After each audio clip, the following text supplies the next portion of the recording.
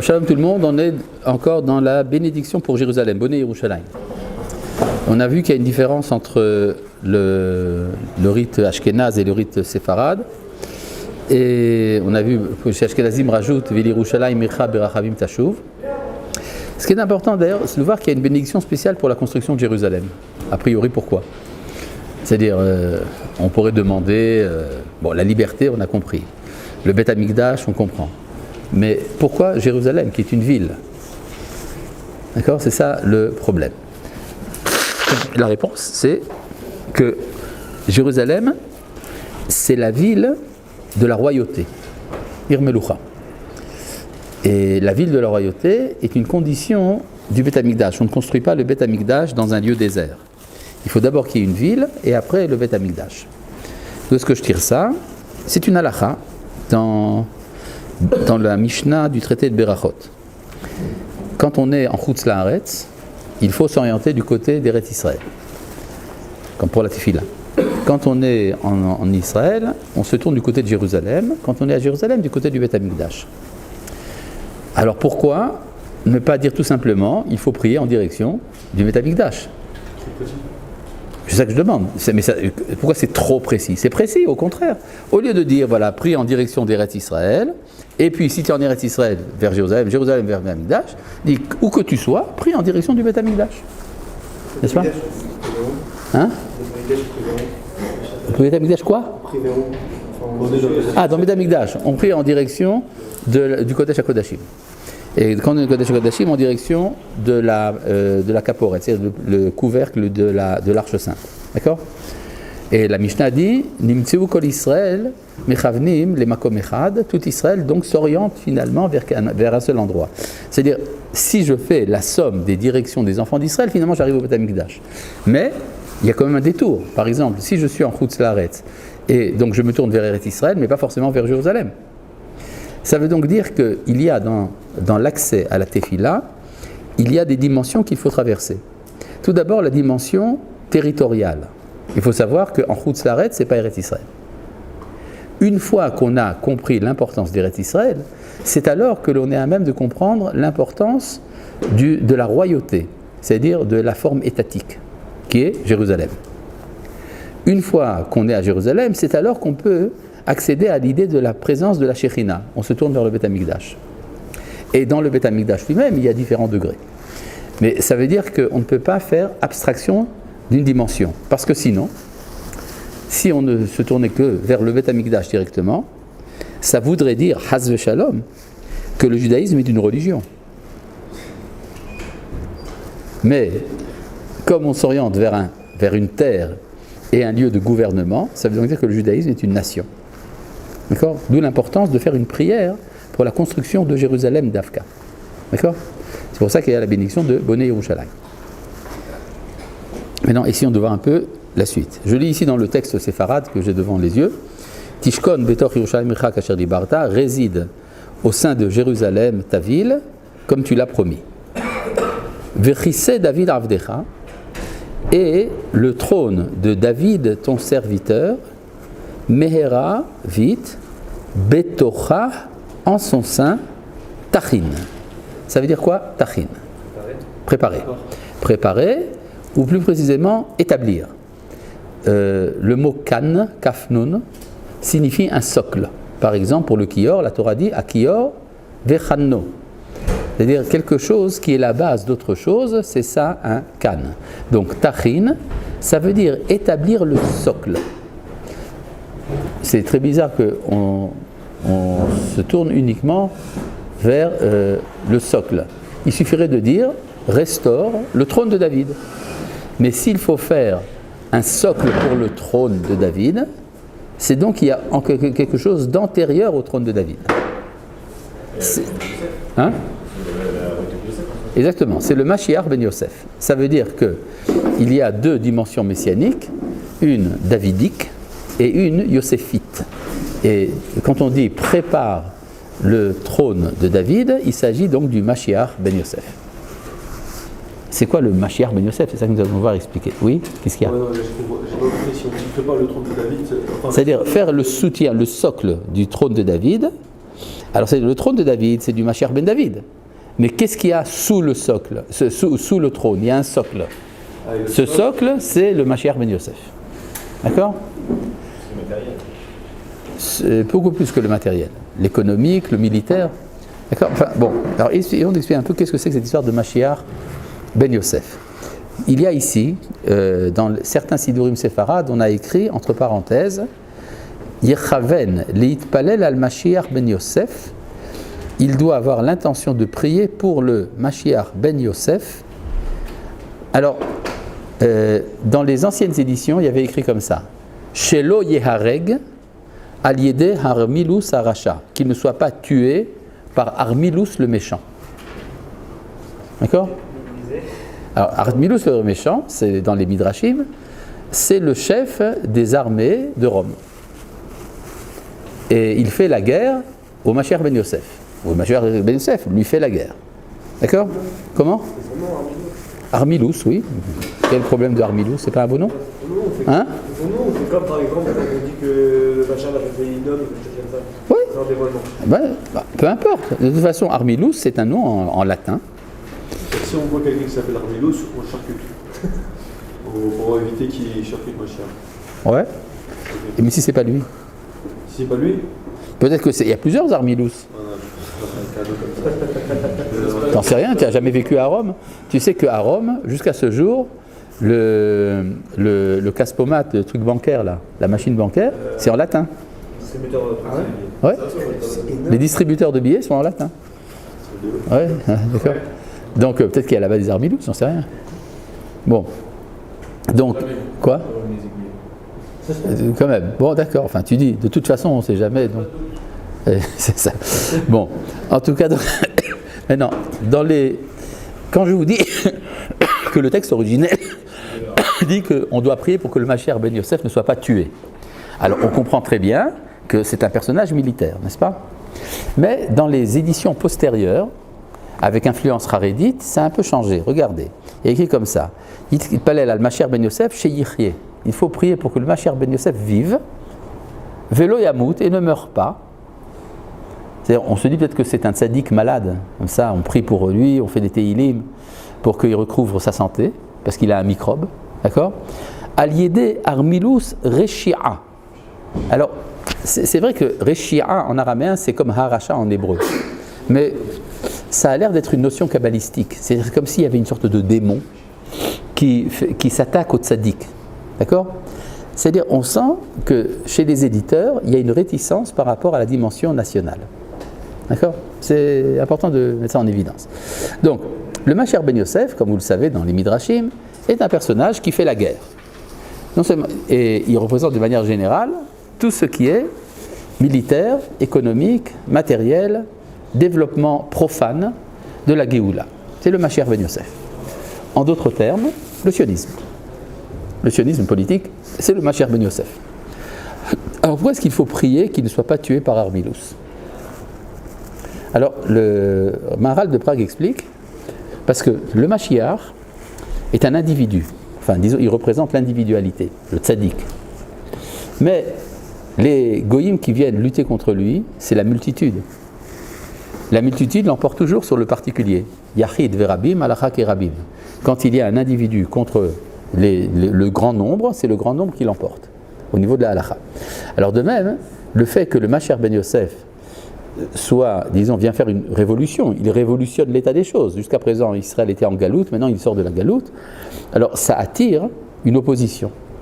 Comme tous ces grands principes du Maharal de Prague, c'est que la nature se venge de l'exception. On avait parlé de ça, n'est-ce pas? Quand il y a l'exception, alors la tendance de la nature, c'est l'uniformité. Donc étant donné que le Mashiach ben Yosef est exceptionnel, donc au début, il est vaincu. Il est tué par Armilus. Hein? Dans la nature, quoi, les animaux et les plantes, etc. Oui. Quand il y a un cas, si je dis pas de bêtises, quand il y a un caractère justement spécial à la chose, des fois ça les fait vivre alors que les autres ils meurent. Ça leur permet de surmonter, évidemment. Ouais. Parce que finalement, le Mashiach doit gagner, d'accord?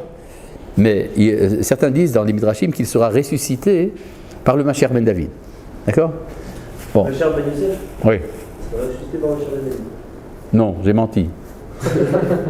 Non, c'est pour ça que Il y a des midrashim qui vont dans ce sens. Oui. Il vivra même pas comme Machar Ben David. Non, justement pas. C'est-à-dire, en fait, ce sont deux niveaux. Il y a un premier niveau qui est le corps, le deuxième niveau qui est l'âme. Le Mashiach Ben David a pour fonction de donner l'âme. Oui.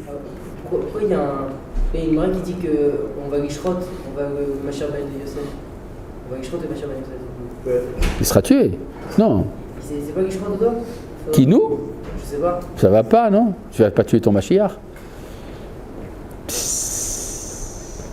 Yavducha Amim. Baruch ata Adonai, Eloheinu, melech haolam shakol yam v'orah.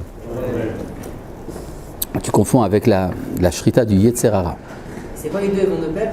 Alors, justement, il y a un texte dans la Gemara, dans Souka, on va tout de suite y arriver. Une seconde. D'accord? Mais en tout cas, il y a, dans la Gemara, dans le traité de Souka, il est question d'une prophétie du prophète Zecharia, dans lequel il parle des funérailles de quelqu'un à la fin de l'histoire, et qu'il y aura des grandes funérailles à Jérusalem, et un grand misped, etc. Et la Gemara demande, mais qui serait qu'on va enterrer là-bas? Et alors, il y a deux opinions. Il y a une opinion qui dit qu'on enterrera le Yetzer Hara, et donc il y aura une grande oraison funèbre en l'honneur du Yetzer Hara. Et une autre opinion qui dit que c'est le Mashiach Ben Yosef qui sera enterré. Le Rav Kook explique qu'il y a un rapport entre les deux. Il y a un rapport entre le Yetzer Hara et le Mashiach Ben Yosef.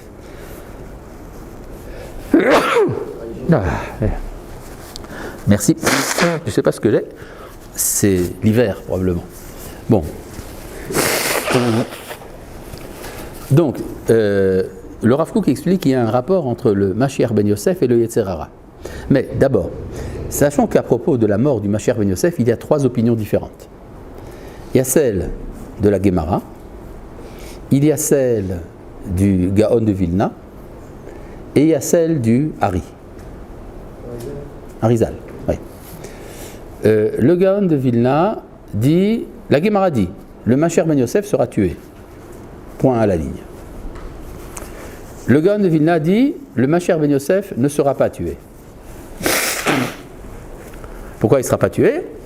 Parce qu'on croira qu'il est mort. Mais en vérité, il s'avérera qu'il est resté vivant. Bon. Et la troisième opinion, celle du Hari, dit, si on prie pour qu'il ne meure pas, il ne mourra pas. Il ne mourra pas. D'accord? Le Rav Kook va dans le sens de la Gemara, comme quoi il sera tué. Et le Harizal donc, nous dit qu'il ne sera pas tué, et si on fait la prière pour lui, c'est pour ça, c'est l'origine de cette parenthèse. Alors ça veut dire quoi, un Mashiach Ben Yosef tué? D'accord?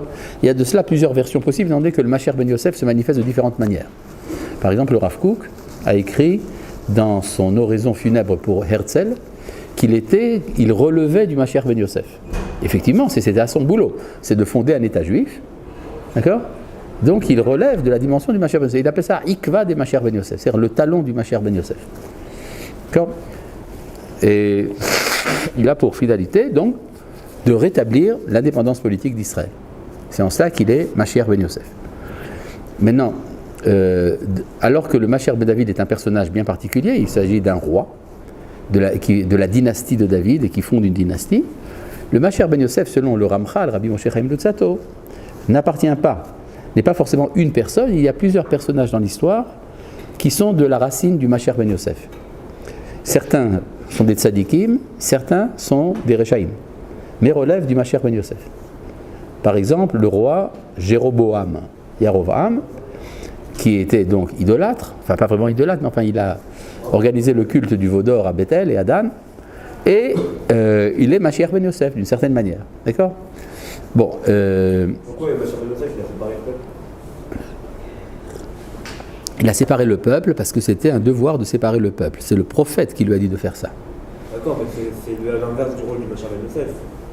Pourquoi? Mashiach Ben Yosef, il faut faire le tikkun de ça, c'est rationnel. Ah bon, qui t'a dit ça? C'est ce que j'ai l'impression. Non, pourquoi? Le Mashiach Ben Yosef vient libérer Israël. Il fait la guerre pour Israël. Jéroboam était un roi très puissant qui faisait des guerres et qui au contraire voulait la sainteté de l'État. C'est la raison pour laquelle il s'est séparé de Jérusalem. C'est pas le Mashiach Ben David qui a fait les guerres? Ah oui, bon, alors je me suis trompé. Non, mais. Quoi? J'arrête pas de citer depuis tout à l'heure des midrashim qui disent que le Mashiach Ben Yosef fait la guerre, et maintenant tu me dis, mais il fait la guerre? Je comprends pas, c'est que Bachar Ben David, Bachar Ben Yosef va tout faire, et après, t'as Bachar Ben David qui arrive, il faut malheureux. Ouais, exactement, exactement. Et il amène la dimension spirituelle. Alors, il va donner des fonds démesurés à la section francophone du Mar Mer, par exemple. D'accord? Il y aura des milliards et des milliards. Quoi? Donc, vous allez aider le Mashiach Ben David. Donc, oui? Une question pour vous, du coup, aujourd'hui, qui aurait été le Bachar Ben Yosef? Alors, c'est ça qu'on va essayer de voir. D'accord? Mais donc je reprends ici cette idée, donc aussi bien chez le Ramchal que chez le Gaon de Vilna, l'idée du Mashiach Ben Yosef est très développée. C'est remis en question par les Lubavitch. Le rabbi de Lubavitch dit que le Mashiach Ben Yosef n'est pas la conclusion de la Gemara. En fait, il y a un seul Mashiach, Mashiach Ben David, point à la ligne. D'accord? C'était lui aussi. Hein? Parce qu'il a dit que c'était lui. Il a dit aussi que c'était lui. Enfin, il a fait comprendre que c'était lui. Mais enfin, peu importe. La doctrine de Chabad est qu'il n'y a qu'un seul Mashiach et pas de Mashiach Ben Yosef. Pourquoi? C'est pourquoi il unique Quoi? Yosef? Et non, attention, parce que le Mashiach, il y a dans l'enseignement de Chabad une tentative de contourner la dimension politique. Le Mashiach, pour le rabbi de Lubavitch, est un personnage spirituel dont le rayonnement est tel que les nations font ce qu'il dit. Donc il n'aura pas besoin de faire la guerre, pas besoin de tanks ni d'avions. Il sera tellement impressionnant que l'humanité tout entière acceptera sa domination. D'accord? Un peu comme si c'était un prêtre, enfin le pape. Oui, un truc de ce genre, ou bien l'ancêtre le premier. Ah ouais. Oui. D'accord? Enfin, c'est un peu de ça. D'accord? Bon, donc, c'est ça. Maintenant, la preuve qu'amène le rabbi de Lubavitch pour dire qu'il n'y a pas de Mashiach Ben Yosef, c'est que le Rambam, dans Ilchot Melachim, quand il explique qu'est-ce que c'est que le Mashiach, parle d'un Mashiach de la dynastie de David et ne dit pas un mot du Mashiach Ben Yosef. Non seulement ça, mais il donne le rôle du Mashiach Ben Yosef au Mashiach Ben David. Il dit, il fera la guerre, il ramènera les exilés, etc. Donc, le rabbi de Lubavitch dit, puisque le Rambam n'a pas cité l'histoire du Mashiach Ben Yosef, c'est donc qu'il ne pense pas que c'est la halacha, et donc c'est à éjecter. Parce que le seul posek qui a écrit quelque chose sur la Géoula en tant que halacha, c'est le Rambam, ce qui est faux d'ailleurs, mais c'est pas grave. Le Ramban a écrit un livre qui s'appelle Sefer HaGeoula. Rabbi Saadia Gaon a écrit un très long chapitre sur la Géoula dans Imunot Vedeot. Il n'a pas écrit en haut le mot halacha. Et alors? D'accord? Mais enfin, bon. Il y a donc plusieurs textes de halacha. Mais donc le rabbi de Lubavitch dit qu'il n'y a pas de Mashiach Ben Yosef. Ça a été réfuté, cet enseignement du rabbi de Lubavitch, par le Rav Menachem Mendel Kasher. Le Rav Menachem Mendel Kasher, il faut dire, son mérite est grand puisqu'il était lui-même d'une famille Chabad. Kasher. D'ailleurs, il s'appelle Menachem. Kasher, oui.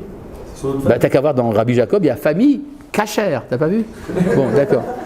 Bon, ouais, mais il y a une famille comme ça. Il y a même un professeur important en Israël, le professeur Asa Kasher, qui dit n'importe quoi au niveau de l'éthique, etc. C'est son petit-fils. D'ailleurs, le Rav Kasher lui a dit un jour à son petit-fils, tu as écrit un article, je te remercie de l'avoir écrit, parce qu'après ce que tu as écrit, personne ne croira que tu es mon petit-fils. Bon. Ouais. Je l'ai démonté un jour dans une conférence.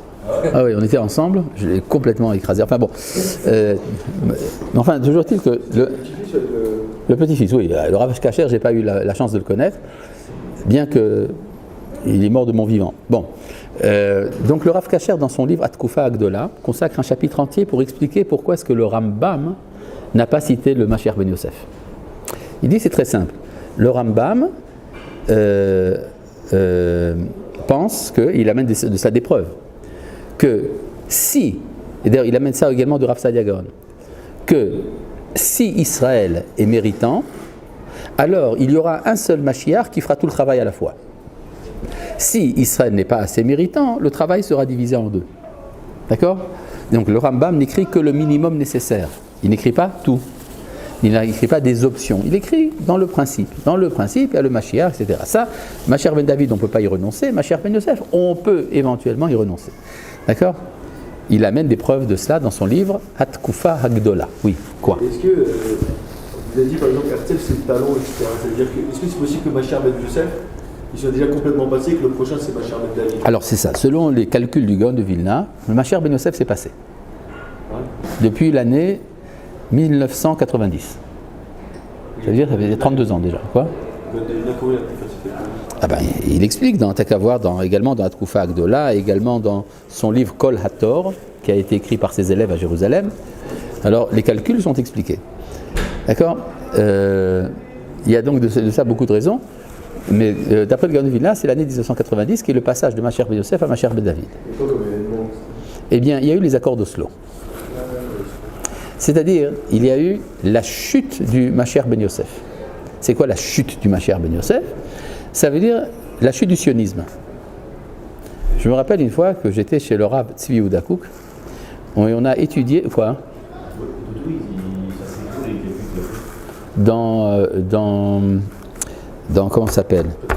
Non, dans Kol Hator. Kol Hator. Oui. Kol Hator, également dans son commentaire sur le Sifra d'Itzniuta. Bon, en tout cas, je reviens. Où est-ce que j'en étais? Ah oui, ça. J'étais chez le Rav Tzvi Yehuda Kook. Et on étudiait le passage de Horoth, dont je vais vous parler tout à l'heure, à propos de la mort du Mashiach ben Yosef.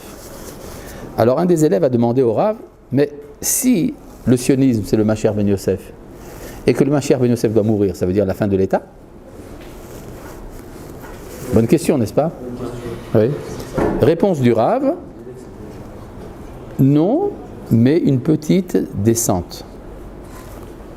C'est-à-dire, l'idéal sioniste s'effondrera à un moment. Donc effectivement, on est arrivé à ça, parce qu'on est, disons, si vous voulez, on laisse la place à la dimension universelle, et ça passe donc, pour arriver à la dimension universelle, il faut passer par un surplus de cosmopolitisme, qui se retrouve essentiellement dans la gauche israélienne.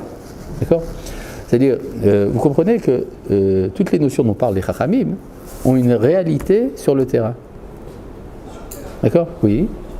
Alors, pour vous expliquer un peu ce que dit le Rav Kook dans Horoth, c'est à la page Kouf Samer au paragraphe Vav. Il explique que quand on passe à Mashiach ben David, il y a une sorte d'amoindrissement du particularisme d'Israël.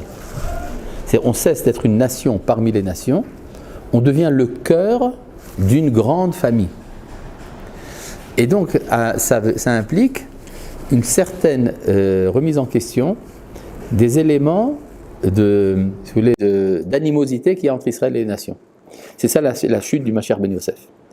Et ça explique pourquoi. Et donc c'est également une forme de disparition du Yetzer Hara d'une certaine manière, ce qui explique pourquoi est-ce que la Gemara a mis en rapport la mort du Mashiach ben Yosef et la mort du Yetzer Hara.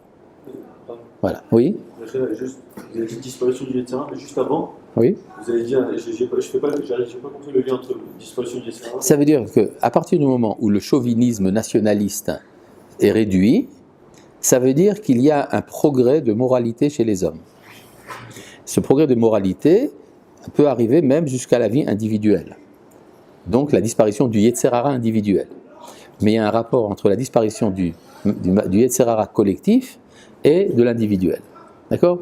Comme quoi, la gauche israélienne, avec tous ses défauts, finalement remplit un certain rôle dans cette histoire. Elle tue le Mashiach ben Yosef. Oui? C'est le nationalisme extrême, quoi. Oui, c'est ça. Oui, le chauvinisme. Mashiach ben Yosef, c'est quelle personne comme le Mashiach ben David? Alors, comme nous l'avons dit pendant ce cours, nous avons expliqué que plusieurs personnes dans l'histoire remplissent la fonction du Mashiach ben Yosef. Il y a certains qui sont des tzadikim, certains sont des rechaïm. Par exemple, Jéroboam, le roi d'Israël, il était d'une certaine manière un Mashiach ben Yosef, bien qu'étant du côté des rechaïm. D'accord? Mais il est Mashiach ben Yosef parce que c'est lui qui défend justement la puissance, la sainteté de l'État, à tel point même qu'il se sépare de Jérusalem pour ça. Et ça, il l'a fait parce que c'est le prophète qui lui a dit de le faire. D'accord? Oui? Il est de quel côté? Ah, il est du côté du Tinok Shenishba. Le Tinok Shenishba, c'est une identité extrêmement particulière en Israël. C'est celui qui appartient à l'identité d'Israël sans être tenu de faire les mitzvot. D'accord? C'est ça le Tinok Shenishba. Bon, alors donc, d'ailleurs, le Rav Kook l'appelle dans un endroit Tinokenu Hagadol, notre grand bébé. Donc, maintenant, je voudrais raconter quand même une petite histoire intéressante. Le Rav Kook, il l'appelle comme ça? Non, c'est moi. Non, c'est pas ça, il appelle qui comme ça? C'est ça la question. Herzl. Ah, je croyais qu'il appelait Mashiach, c'est mon grand bébé. C'est chaud. Bon, Je vais vous raconter une histoire. Soit dit en passant, pour ce qui est de Armilus, il y a différentes versions dans les manuscrits des Midrashim. Certains l'appellent Armilus et certains l'appellent Romulus ou Romulus. Romulus, comme le fondateur de Rome. Le fondateur de Rome s'appelait Romulus. Or, il y avait pendant la Deuxième Guerre mondiale, il s'est passé quelque chose d'absolument incroyable. Les armées de l'Africa Corps, qui était dirigée par le général Rommel, qui était à la tête de la force italo-allemande, a failli faire la conquête d'Eretz Israël. À l'époque de Yishuv, à l'époque du mandat britannique, était, si vous voulez, le Mashiach ben Yosef collectivement. Et donc vous avez le Romulus qui est sur le point de tuer le Mashiach ben Yosef. Alors ce qui s'est passé, c'est que à l'approche de Rommel, comment ? Pas du tout, il n'y a pas eu de guerre justement, il n'y a pas eu de guerre. Et pendant très longtemps, on n'a pas compris ce qui a arrêté Rommel. Il s'est arrêté à El Alamein, en Égypte. Il y a une guerre de 400 soldats israéliens qui ont dû là-bas. Il y a ça aussi à Tobrouk. Mais à El Alamein, il s'est passé quelque chose. Ce n'est que beaucoup plus tard qu'on a appris ce qui s'était vraiment passé. Les Allemands, pour boire, ont ouvert des conduites d'eau qui étaient insalubres. Ils ont tous eu la dysenterie. Donc ils n'ont pas pu continuer d'avancer. C'était quasiment miraculeux. Les Britanniques étaient persuadés qu'il n'y avait aucune chance. D'ailleurs, les gens se préparaient à une extermination massive. Les gens avaient préparé à l'époque non seulement des bunkers, ils avaient préparé également des tombes, des linceuls. Et ce qui s'est passé, c'est que les rabbinim et les kabbalistes de Jérusalem ont décidé de prier. Et donc ils se sont séparés, ils ont été chacun dans la tombe d'un autre tzaddik, ils ont prié pendant toute une journée, ils ont envoyé d'ailleurs quelqu'un en Égypte, près de El Alamein, et le jour même, Rommel s'est arrêté. C'est l'idée du Harizal. Si on prie pour que le Mashiach ben Yosef ne soit pas tué, il y a également de ça quelque chose d'historique qui s'est vraiment passé. D'accord ? Il y a ça aussi.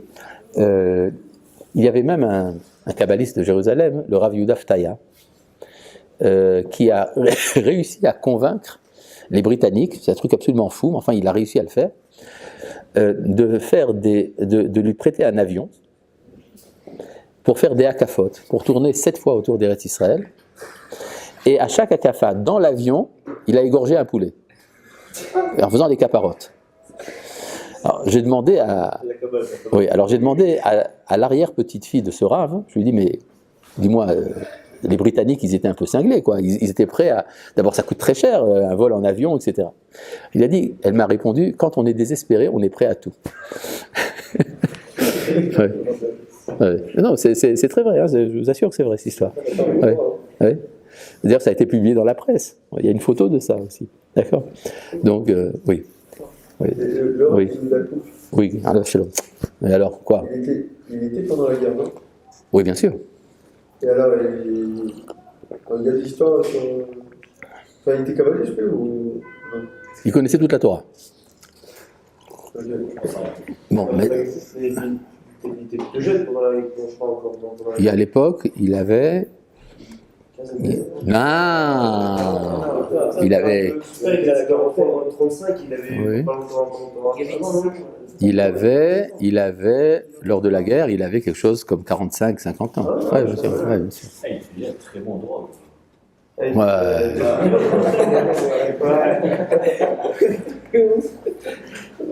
Maintenant, pour ce qui est du concept de Mashiach ben Yosef, je voudrais vous donner la source biblique. Parce que jusqu'à présent, on a amené les Midrashim, on a amené la Gemara, etc. Mais on a amené les kabbalistes, mais il y a également une source biblique. La source biblique, c'est dans le livre de Tehilim. Dans le livre de Tehilim, alors il est question là, dans le Mizmor P 80. D'accord ? Alors qu'est-ce qu'il dit dans le Tehilim 80 ? Pour le savoir, il faut le lire. Exactement. Ouais, c'est ça.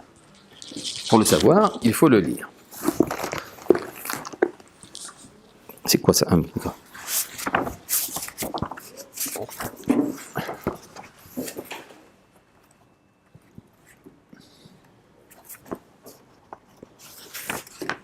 L'Amnatzer el Shoshanim Aïdout le Asaf Mizmor. Bon, ça c'est l'ouverture. Ro'e Israël Ha'azina. Berger d'Israël, écoute. Noheg Katson Yosef, toi qui mènes comme un troupeau, Yosef. Yoshev Akeruvim, Hofia, toi qui résides parmi les chérubins, chez les chérubins, apparaît. Lifne, Ephraim ou Binyamin ou Menaché, Orera et Givoratecha. Devant Ephraim, Binyamin et Menaché, éveille ta puissance. Ulcha lishu'ata lanu, et viens nous sauver. Alors, remarquez qu'il s'adresse à Akadosh Baruch Hu comme étant le Dieu de Yosef, et il lui demande de protéger Ephraim, Binyamin et Menaché, qui sont les fils de Rachel, la mère de Yosef, et il dit que Dieu est celui qui réside sur les chérubins. Quel est le rapport avec les chérubins et les 3 tribus en question? Alors vous connaissez la manière dont est organisé le campement des enfants d'Israël dans le désert? Non. Non? 3. Oui, dans le livre de Bamidbar, bon flanc. Incroyable. Dans le livre de... Comment? C'est pas bien lu en fait, c'est pour ça. Ouais, ça. Dans le livre de Bamidbar, alors la Torah nous explique comment est-ce qu'au milieu du campement, il y a le Mishkan, comme un grand rectangle. Quelles sont les tribus qui sont au nord, au sud, à l'est et à l'ouest? N'est-ce pas? Les 3 tribus qui sont à l'ouest sont Ephraim, Binyamin et Menaché, et ce sont elles qui sont les plus proches du Kodesh Kodashim, du Mishkan, dans le Kodesh Kodashim du Mishkan, qui est du côté ouest. D'accord? C'est comme un pendule un peu plus à l'ouest. Et donc, qu'est-ce qu'il y a encore? Tu as dit Ephraim, Reuven et Menaché? Non, Ephraim, Binyamin et Menaché, tu peux me demander, je suis là pour ça. Bon. Donc, Ephraim, Binyamin et Menaché sont du côté du Mishkan où il y a les chérubins. Donc, le prophète, le psalmiste, s'adresse à Dieu, quand il parle d'Ephraim, Binyamin et Menaché, comme étant Yoshev Akeruvim. Vous avez compris le rapport? D'accord. Bon. Elohim Ashivenu. Elohim ramène-nous. Ve'aer panecha. Fais illuminer ta face. Venivashea, pour que nous soyons sauvés. Et alors, là, il y a toute une plainte. Le psalmiste, comme on dit, se plaint de la situation va mal. D'accord? Il y a des guerres, ça va pas bien, il y a des victimes, etc. Et après, il dit la chose suivante. Gefen mi Mitzraim tasiya. Tu as fait voyager une vigne depuis l'Égypte. C'est quoi la vigne que Dieu a fait voyager depuis l'Égypte? C'est nous. Hein? Le bâton de Moshe, c'est pas une vigne. C'est Israël. Le peuple d'Israël est appelé la vigne. D'accord? Plusieurs fois, d'ailleurs, on le voit dans les prophètes. C'est une image qui revient souvent. Nous sommes une vigne. Pourquoi pas? C'est joli, une vigne. Hein, il y a des raisins, ça. Bon. Donc, il dit, tu as déplacé, donc tu as fait voyager une vigne depuis l'Égypte. Pinita lefaneha, tu as fait passer devant elle. Vatashresh sharasheha vatemale eretz. Tu l'as laissé prendre racine et elle a rempli la terre. Ça veut dire, ça décrit de manière imagée l'implantation des enfants d'Israël en Canaan. D'accord? Et finalement, on a réussi donc à s'implanter sur la terre de Canaan, à la manière d'une vigne qui prend des racines. Jusque-là, vous suivez? Bon. Kosu harim tsila ve'anafea arzel. Par son ombre sont recouverts les montagnes et ses branches recouvrent même les cèdres. Teshalach ketzirea adiam vel nahar yonkotea. Tu as envoyé ses branchages jusqu'à la mer et ses radicelles jusqu'au fleuve. Donc, ça allait bien. C'est-à-dire le peuple d'Israël s'installe sur sa terre et remplit la terre. Lama paratsa gederea. Alors pourquoi as-tu éventré ces barrières? C'est-à-dire, il se plaint que les goïms sont arrivés pour faire des raids. D'accord? Pourquoi as-tu éventré ces barrières? Ve'aruha kol ovre darer. Et cette vigne est maintenant grappillée par les passants. C'est-à-dire les passants viennent et s'emparent des raisins. Yecharsemena hazir miyar. Elle est piétinée par les sangliers de la forêt. Veziz sada ir'ena. Les bêtes des champs y paissent. Elohim Tsevaot, Shuvna, Betna, Mishamai Mouré. Donc il demande à Elohim Tsevaot de revenir, de regarder depuis le ciel et de constater Ufkod Gefen Zot. Sauve libère cette vigne. Libère cette vigne. Ufkod Gefen Zot. Vechanna Asher Natea Yeminecha, ainsi que le socle qu'a planté ta droite, Ve'al ben imatztalar, et le fils que tu as adopté. Alors c'est quoi le socle pour lequel le prophète demande fait une prière particulière? Et qui est le fils? C'est le Mashiach ben Yosef. Alors c'est quoi cette histoire du socle et de la vigne? Vous connaissez la viticulture, vous savez même ce que c'est que le marcottage, n'est-ce pas? Bon. Oui, mais là je vais parler d'autre chose dans la culture des vignobles. Vous savez que pour la vigne... Je commence à croire que vous avez été vigneron. Non, jamais. Mais peut-être que j'avais un ancêtre qui était vigneron, mais enfin c'est pas moi. On dit que Rachi était vigneron, mais c'est pas vrai. Il n'y a aucune source qui le dit, mais enfin c'est ce qu'on raconte. Parce qu'il était en Champagne. Oui, mais il faut bien savoir une chose, à l'époque de Rachi, le champagne n'existait pas encore. Il y avait un autre vin qu'on appelle le Côte de Champagne, qui existe jusqu'à ce jour, mais qui n'est pas mousseux. Oui. Bon, l'invention du champagne mousseux, c'est beaucoup plus tardif. Donc Rachi n'a pas su ce que c'était que le champagne. Peut-être qu'il faisait du vin et pas du champagne. Probablement, oui. D'accord? Mais la vérité, c'est qu'on s'en fiche pas mal, ça n'a rien à voir avec le cours. Bon, revenons à cette histoire de la vigne. La vigne est un arbre très tendre, qui manque d'énergie, mais qui donne des bons fruits. Ce qu'on fait quand on veut planter une vigne, on plante une espèce de cep de vigne qui est stérile, qui ne donne pas de fruits, donc qui en donne très peu, mais qui a beaucoup de force.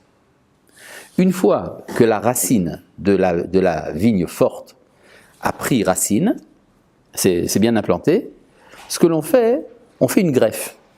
On prend une branche tendre de vigne et on fait une entaille dans la racine et on fait la greffe. Et alors, il y a à la fois énergie et des bons fruits. D'accord? C'est comme ça que ça marche. C'est-à-dire, la partie d'en bas s'appelle en hébreu kana, socle, et la partie qu'on met par-dessus s'appelle rochev, c'est-à-dire celle qui enfourche. Jusque-là, vous me suivez? Bon. Eh bien, c'est le rapport entre Mashiach ben Yosef et Mashiach ben David. Le Mashiach ben Yosef a de la puissance, mais il ne donne pas de fruits. Tandis que le Mashiach ben David, il a des fruits, mais il a besoin de puissance. Donc il va se servir du Mashiach ben Yosef. Maintenant, remarquez une chose. Si quelqu'un ne connaît pas ce que je vous ai dit, et qu'il voit qu'on a planté le début de la vigne, la première racine forte, et alors il dit, mais ça ne sert à rien ce que vous avez fait. Ça ne donne rien, ça ne donne pas de fruits. Ça ne fait que grossir. Et puis, après, il voit que vient l'agriculteur avec un couteau et qu'il fait une entaille. Il dit, ça va de plus en plus mal. Vous êtes en train de tuer le Mashiach ben Yosef. D'accord? Mais s'il a la patience, il comprend que à travers la crise du Mashiach ben Yosef, finalement se plante le rochev en question et que c'est comme ça que la vigne va grandir. En d'autres termes, il y a ce qu'on appelle, je parle maintenant du terme du Rav Kook, Techiyat HaKodesh et Techiyat HaChol. La résurrection profane, la résurrection sainte. Alors, l'erreur, c'est de penser que la résurrection profane, c'est la partie laïque de l'État d'Israël, que ça doit disparaître un jour pour laisser la place à un État entièrement religieux. Mais ce que dit le Rav Kook, c'est le contraire. Il dit c'est dans le Mashiach ben Yosef que se trouvent les énergies nécessaires pour permettre au Kodesh de grandir. Ce n'est pas le Kodesh qui va ressusciter le Chol, c'est le Chol qui va ressusciter le Kodesh. D'accord? Vous avez compris? C'est ça donc l'histoire du Mashiach ben Yosef. Maintenant, il y a, pour bien comprendre, l'opinion du Gaon de Vilna qui dit qu'on croira que le Mashiach ben Yosef est mort, mais il se révélera qu'il n'est pas mort. C'est dans le cas, vous connaissez l'histoire de Yosef dans la Torah, Yaakov est persuadé que Yosef est mort. Et puis un jour il découvre qu'il est vivant. D'accord? Yosef, lui, savait qu'il était vivant. C'est son père qui ne le savait pas. D'accord? C'est-à-dire, pour Yaakov, c'était véritablement une mort du Mashiach ben Yosef. Finalement, il le découvre, alors il comprend qu'il s'était simplement effacé pour un certain temps pour revivre. pour ressusciter. D'accord? Il y a une chanson israélienne qui est Chai, Chai, Chai, Kenani Od Chai. Vivant, vivant, vivant, je suis encore vivant. Ze Ashir chez Saba, Sharet Mol le Abba, Ve'ayom Ani. C'est le chant que grand-père a chanté à mon père, et maintenant c'est moi qui le chante. D'accord? C'est exactement l'idée donc du Mashiach Ben Yosef qui reste vivant. Oui? Quoi? C'est ce que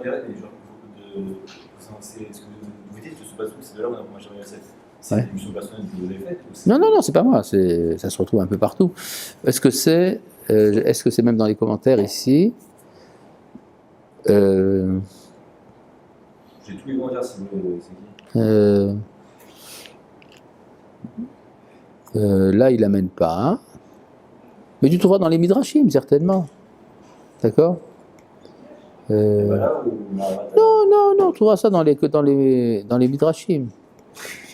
Midrashim. Ouais, il faut trouver. Bon.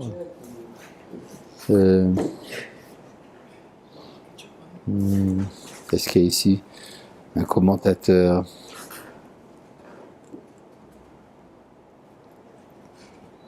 Non, dans les commentaires ici, il n'y a pas. Mais ça va, tu trouveras ailleurs. Il faut chercher dans les Midrashim. Bon. Donc, c'est cette idée-là qu'il y a deux éléments. C'est-à-dire, il y a toute une dracha de Hanan Porat autour de ça, de ce passage. Donc, le Mashiach Ben Yosef s'efface à un moment pour qu'il puisse donner la place à un autre. D'accord? C'est-à-dire qu'il y a une dimension métaphysique aux décadences de l'État d'Israël, ça fait partie d'un plan. C'est extrêmement paternaliste ce que je dis là. Il y avait un écrivain israélien du nom de Amos Oz, vous avez peut-être entendu parler. Son défaut, c'est qu'il a reçu un prix Nobel, enfin il voulait prix Nobel, enfin peu importe. Il était très estimé dans la communauté internationale, ce qui est donc à son désavantage. Il a dit un jour, le Rav Kook pense que je suis une partie de la Géoula. Eh bien sache, toi le Rav Kook, que je ne fais pas partie de ton processus de Géoula. Ce qu'il ne sait pas, c'est que son refus de faire partie du processus de la Géoula est également un élément du processus de la Géoula. Donc il est coincé. D'accord? Ça s'appelle du paternalisme à bloc. D'accord? Je sais mieux que lui ce qu'il pense. D'accord? Ou ce qu'il fait. Bon, voilà, ça c'était donc pour le Mashiach Ben Yosef. Ça veut dire qu'en fait, nous prions pour que le sionisme ne disparaisse pas. D'accord? Il y a plein de gens qui ne savent pas pour qui ils prient, mais ils ne le font pas. Oui, il y a des gens qui ne comprennent pas qu'est-ce qu'ils disent dans la tefila. D'accord? Bon. Ouvnei Ota, construit là, Binyan Olam Bimira Biamenu, d'un établissement éternel, vite et de nos jours, Baruch Ata Hashem Boné Yerushalayim, qui construit Jérusalem. Donc nous avons vu la première partie, la partie qui concerne le retour de Jérusalem, le Mashiach Ben Yosef. Bon, mais qu'est-ce qui vient après Mashiach Ben Yosef? Mashiach Ben David. Donc pour ça que nous avons la bracha d'après. Et Semar, comment? C'est-à-dire que cette bracha-là, en fait, c'est pas pour la construction de Jérusalem. Si, c'est parce que la construction de Jérusalem, c'est Mashiach Ben Yosef. Et Semar David Avdecha. Maintenant, on passe au roi David, enfin à la dynastie davidique. La dynastie davidique, c'est un supplément de spiritualité qui aura donc des conséquences au niveau universel. D'ailleurs, on disait, il y avait par exemple, le fondateur de l'État d'Israël, c'était David Ben Gurion, c'est ça, Ben Gurion. Il a dit un jour, ce qui est important, ce n'est pas ce que diront les goïms, ce qui est important, c'est ce que feront les juifs. C'est exactement une expression typique du Mashiach Ben Yosef. D'accord? C'est-à-dire, il s'en fiche complètement de savoir ce que les goïms pensent. L'essentiel, c'est que nous fondions notre État. D'accord? Il s'appelait David, effectivement. Ben Gurion. Ouais. Bon. Et Tsema, David Avdecha, Mera Tatzmiach. La pousse de David, ton serviteur, vite fais-la pousser. Ah bon? Ça veut dire qu'il y a ici une image botanique. C'est-à-dire, le Mashiach Ben David ressemble à une plante. D'accord? Une plante, ça pousse. pour pousser, il faut du temps. Il faut du temps. Et là, on dit Mehera tatsmiar, fais vite pousser. Je ne sais pas, jamais vu à quelle vitesse un chêne pousse. Mais enfin, c'est ce qu'il dit ici, il faut que ça pousse, mais vite. Alors, il y a ici deux éléments très importants. Tout d'abord, que le Mashiach ben David est un processus évolutif, à la manière d'une plante qui pousse.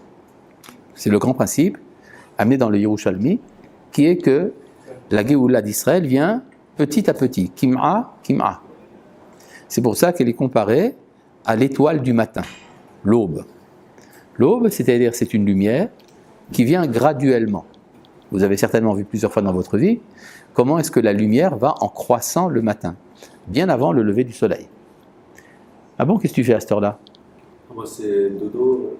Dodo. T'as pas encore été à l'armée, hein? Ah ouais, ça se sent. Bon, d'accord. Il y a un moment d'ailleurs dans la nuit. Tous ceux qui ont fait garde à ce moment-là le savent. Il y a un moment qui est le moment le plus froid de la nuit. Ça dure un petit quart d'heure. C'est juste avant l'aube. Ouais, non, c'est vrai. C'est irrésistible. Quelle que soit la saison d'ailleurs. Quelle que soit la saison, il y a un petit moment. Ça prend 10 minutes, un quart d'heure. Mais c'est un froid intense. Et c'est également le moment le plus noir de la nuit. Et si on n'est pas informé, on se dit que la nuit va de plus en plus fort. Si on est informé, on sait que c'est le début de la Géoula, le début de la lumière. D'accord? Il y a un texte, et le texte dans l'Yerushalmi, c'est une histoire, on raconte, Maaseh, l'histoire de Rabbi Chia Hagadol, c'est-à-dire Rabbi Chia le Grand, et Rabbi Shimon ben Halafta, ce qui veut dire Rabbi Shimon, fils de Halafta, qui marchaient ensemble dans la vallée d'Arbel. Vous savez où c'est la vallée d'Arbel? Non. Vous savez pas? Il y a un c'était là-bas. Oui, mais ça ne dit pas où c'est. Je crois que c'est Nitaï Arbeli, d'accord, c'est vrai, il y avait Nitaï de Arbel, mais c'est où ça, hein? vers la Mésopotamie, je pense. Ouais, Pas parce très que- quasi. Si c'est dans la Ferme, ça serait en Israël. Ouais, tiré dans le chemin. Non, c'est au nord de Tibériade.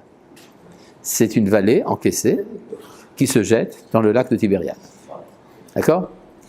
La Gemara raconte que Rabbi Chia et Rabbi Shimon ben Halafta marchaient ensemble dans la vallée d'Arbel pendant la nuit.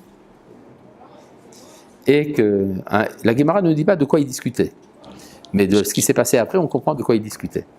Et ils ont vu le premier rayon de lumière de l'aube. Et alors Rabbi Chia dit à Rabbi Shimon, tu vois, ça, c'est comme ça que se fera la Géoula d'Israël. Elle commencera par une petite lumière et après elle va de plus en plus fort. D'accord? Ça veut dire quoi? Ça veut dire que c'est de ça dont ils discutaient. Comment se fera la Géoula? Et pourquoi dans la vallée d'Arbel? Parce que Arbel se jette dans le lac de Tibériade, près de Tibériade, et que c'est de Tibériade que commence la Géoula. Donc leur entretien, c'est comment est-ce qu'on sort de la nuit? La nuit étant la galoute. C'est les Chachamim qui ont dit ça. Parce que c'est la dernière station du Sanhédrin. Le Sanhédrin s'est déplacé dans 10 stations différentes, finalement il a fini à Tibériade. Et donc c'est de là qu'il va remonter, dit-on. Et oui, quoi? Comment de nos jours on sait que de Tibériade, ça repart avec Géoula? C'est dans le Midrash. Non mais. Ah, dans la réalité, tout simplement, t'as qu'à demander à Dona Grazia.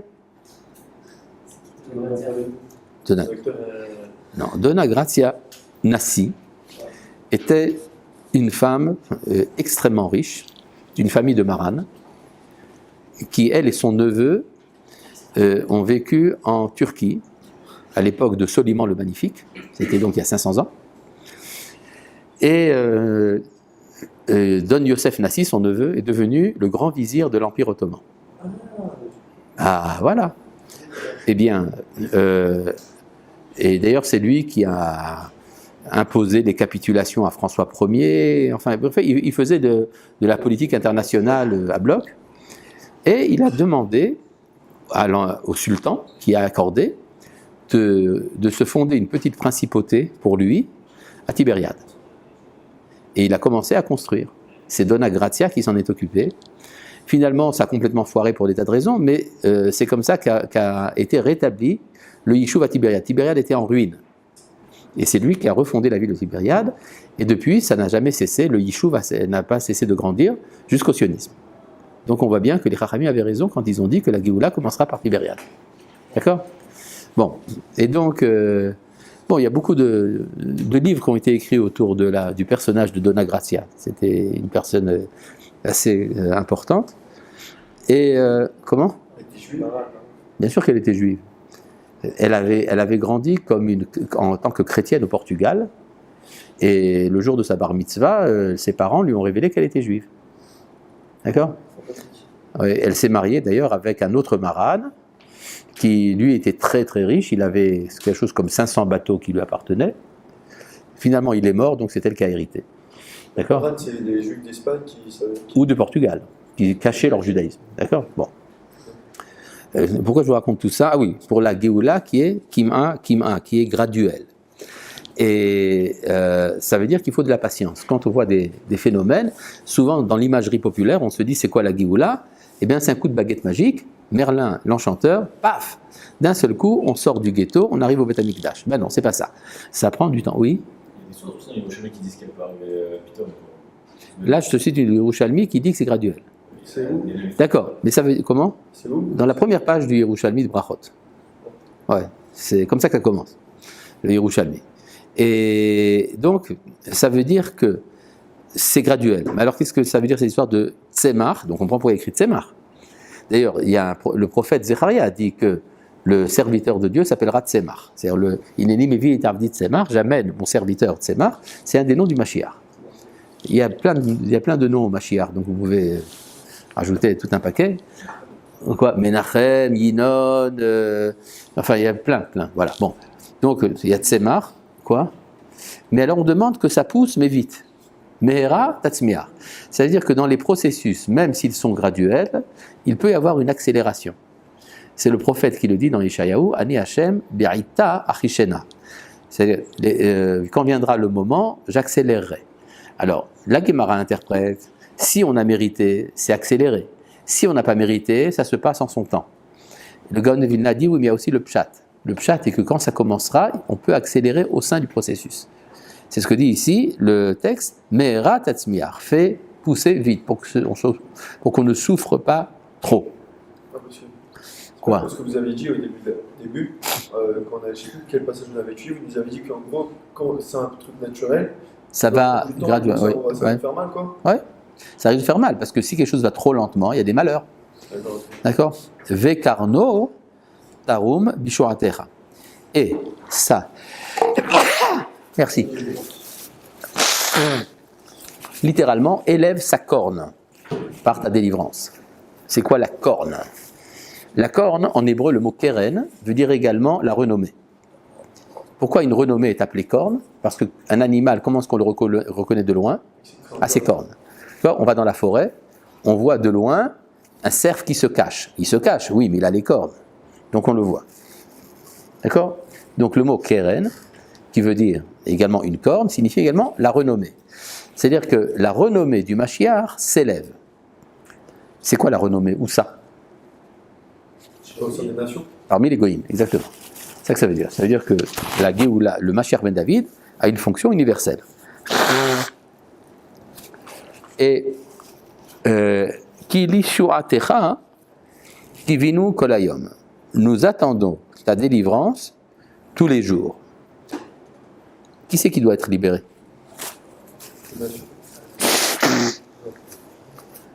Et nous ? C'est pas ça qu'il y a écrit. Mais c'est pas ça qu'il y a écrit. Lishuatra. Qui c'est qui doit être libéré ? Ah, la santé d'Hachem. C'est Dieu qui doit être libéré. Et qui va mettre sa faute des Yeshua. Mais bon, Yechaven et Sapod Yeshua, c'est vrai, il faut avoir l'intention d'espérer la délivrance. Mais ça veut dire que la délivrance, qui doit être libérée ? La Shrina d'Hachem qui est La Shrina. C'est-à-dire que le fait de ralentir la Géoula, ça a des responsabilités graves, parce que ça entrave la libération de la Shrina. Il Yeshuatra, c'est ta délivrance que nous attendons, à travers la nôtre. Baruch ata Hashem, matzmiach, keren, Yeshua. Bon, donc on a fini la bénédiction de Jérusalem et la bénédiction de la dynastie de David. Et là, on passe à Shema Kolenu. Certains disent Avarachman Shema Kolenu, certains disent Shema Kolenu Avarachman, certains disent Shema Kolenu tout court sans Avarachman. Peu importe. Oui, alors je dis qu'il y a plusieurs versions. Alors, tu as une version devant les yeux, ça ne veut pas dire qu'il n'y en a pas d'autres. D'accord. Bon. Maintenant, le schéma Kolenu, à quoi il sert? Dans chacune des bénédictions, j'ai demandé quelque chose de particulier. J'ai demandé la connaissance dans Chonen Hadat, la Teshuvah dans Rotse B'Teshuvah, etc. Qu'est-ce que je demande là? Et quand ça se réalise? Ben non, si je ne dis pas ça, je ne t'ai pas demandé que ça se réalise. En fait, il y a un problème. Imaginez que je fasse la prière comme il faut. Donc, Akadosh Baruch Hu exauce ma prière. Donc, quand j'arrive à Masmiach Keren Yeshua, le Mashiach est déjà là. Qui est toujours des choses à demander. N'est-ce pas? C'est-à-dire, j'ai demandé la connaissance, j'ai la connaissance. J'ai demandé la guérison, je suis en bonne santé. J'ai demandé le retour d'Israël. Tout ça, ça se passe dans une prière. D'accord? Dans une prière, si tout marche bien, en quelques minutes, j'ai arrangé tout. Mais alors, dans ce cas-là, j'ai plus rien à demander. Donc, je risque de ne plus avoir la chance de prier. Alors, je demande de pouvoir prier, même quand il n'y a plus rien à demander. C'est ça le schéma Kolenu. Entend notre voix. Quoi? Et on est en train de demander à l'avance. Oui, non. À l'avance que tous ces mots ils seraient comblés. Mais c'est pas à l'avance, c'est après que c'est réalisé. Quand je suis arrivé à Masmiach Keren Yeshua, je n'ai pas encore commencé schéma Kolenu. Mais là, il met toujours des Géoua, donc entre guillemets, j'ai pas. Parce que nous ne savons pas prier. Mais si on savait prier, alors effectivement, tout ce que nous demandons serait réalisé immédiatement. Oui. Alors, on avait dit au tout début qu'on ne priait pas pour que ça se réalise, on ne priait pas pour que ça se réalise, mais on priait pour C'est la même chose. se mettre aux volontés d'Hachem, quoi. Mais c'est pour ça qu'il faut que ça se réalise. D'accord, mais quand ça se réalise, on veut quand même les volontés d'Hachem. Oui, mais il faut demander quelque chose. Si tu n'as plus rien à demander, tu ne vas quand même pas demander par exemple que le Beth Amikdash soit construit quand il est construit. On veut qu'il reste construit. C'est pas la même chose. Oui. C'est le con, on ne sait pas prier. Pourquoi on ne sait pas prier? Parce qu'il faut mettre en accord notre volonté et la volonté de Dieu. Or, il y a toujours une dissonance entre notre volonté et la sienne. C'est-à-dire qu'on ne sait pas vraiment vouloir ce que. Exactement. C'est parce qu'on n'est pas prophète, c'est pour ça? Entre autres. Top, c'est tout pour aujourd'hui. Shalom.